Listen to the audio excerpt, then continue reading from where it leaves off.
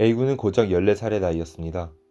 80분에 걸쳐 도망칠 곳 없는 옥상에서 집단으로 폭행당하고 육가 온몸에 가래침을 맞고 바지를 벗게 되고 이를 버티다 못해 아파트 옥상에서 떨어져야 했습니다. 오늘은 집단 폭행으로 추락사한 A군에 대한 이야기를 나누어 보겠습니다. 2018년 11월 13일 A군은 가해자 중 한 명에게 아버지 얼굴에 대한 험담을 했습니다. 험담을 당한 사람으로서는 굉장히 화가 났겠지요. 평소에도 A군이 종종 그런 말들을 쉽게 해왔거나 누군가의 어떠한 행동으로 인해 A군이 저항심리로 그렇게 말했을지도 모릅니다. 하지만 이 자체로 보면 이러한 이야기를 한 A군이 잘 이해가 되지 않습니다. 뒤이어 A군은 너희들과 노는 것보다 게임을 하는 게 중요하다고 말했다고 합니다. 이 문구에서 A군과 가해자들은 자주 접촉이 있었다는 것을 알 수 있습니다. 그렇다면 A군과 가해자들은 동등한 입장이었을까요? 아니면 A군은 가해자들의 상습적인 괴롭힘을 당하고 있었을까요? 만일 상습적인 괴롭힘을 당하고 있었다면 재판부의 판단에 이러한 이야기가 시사되지 않았을까 생각됩니다. 그렇다면 A군과 가해자들은 동등한 입장이었고 그렇기 때문에 자주 함께 시간을 보내기도 하고 그러다 보니 가해자 중 한 명의 아버지를 본 적도 있을 거고 이에 따라 그의 얼굴에 대한 험담을 하게 된 것이겠지요. 다시 사건으로 돌아와 결국 가해자들은 A군을 집단 폭행하기로 마음먹고 이행합니다.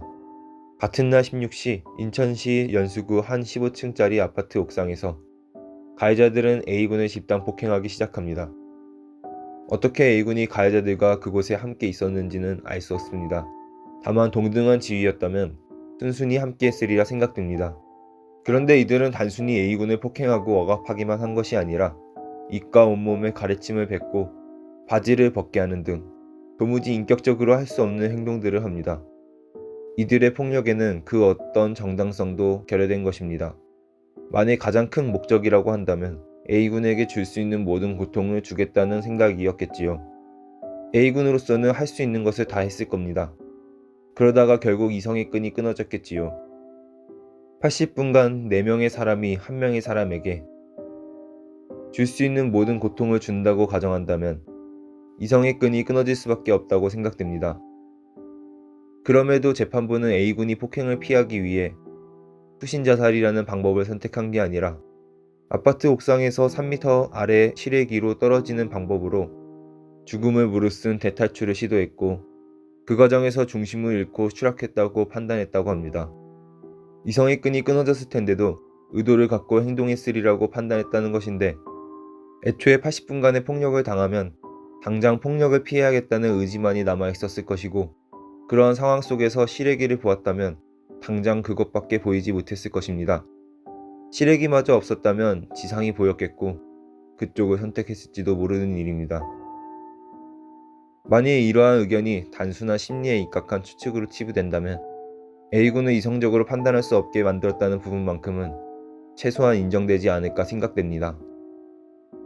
이성적으로 판단할 수 없게 되었고 아파트 15층 높이의 풍량과 환경 속에서 유일한 탈출구가 3m 아래 시래기라면 그 누가 와도 사망할 확률이 99%가 넘을 것입니다.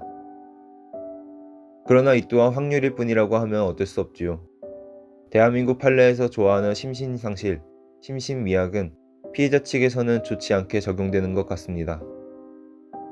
어찌되었든 결국 재판부는 이들에게 소년법 상해치사 최고 형량인 단기 10년, 단기 5년이 아닌 상해치사 혐의를 인정하고 자백한 B군 C양에게 장기 3년, 단기 1년 반과 단기 4년, 단기 2년을 각각 선고했고 상해치사 혐의를 부인한 D군 E군에게는 장기 7년, 단기 4년과 장기 6년, 단기 3년을 각각 선고했다고 합니다.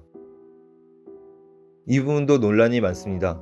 소년법 최고 형량 자체가 굉장히 적은 데다가 장기와 단기로 나누어져 단기 형량을 복역하면 출소가 가능하다고 하니 실제로 본인이 노력하면 5년만 채우면 되겠지요. 거기다가 보통 판례에 따라 최고 형량을 구형하므로 이는 곧 4년으로 줄어들고요. 여기에 혐의를 인정하고 잘못을 뉘우치는 태도를 보여주면 대체로 형량을 줄여주니 2년으로 줄어듭니다. 대한민국에서 소년은 사람을 죽게 하고 본인이 깨끗하게 인정하면 청소년 교도소에서 2년만 지내면 되는 것입니다. 오늘은 14살이라는 어린 나이에 죽음을 맞이한 인천의 한 중학생의 사건에 대해 이야기를 나누었습니다. 가해자들은 앞서 자신이 할 수 있는 모든 고통을 주겠다는 의도를 엿볼 수 있는 대목이나 범죄 과정 중 발생한 많은 문제들 속에서도 가중처벌이 아닌 상해치사로 묶어서 처벌되었습니다. 판에 박힌 듯한 법적 감수성은 결국 새롭지 않은 판결을 허락했습니다. 이에 대한 국민 청원이 끊이질 않고 있습니다. 국민들의 법적 감수성과는 거리감이 있는 것이라고도 볼 수 있는 것이지요. 이러한 문제를 어떻게 바라봐야 되는 것일까요? 어떻게 하면 해결할 수 있을까요? 여러분의 생각이 궁금합니다.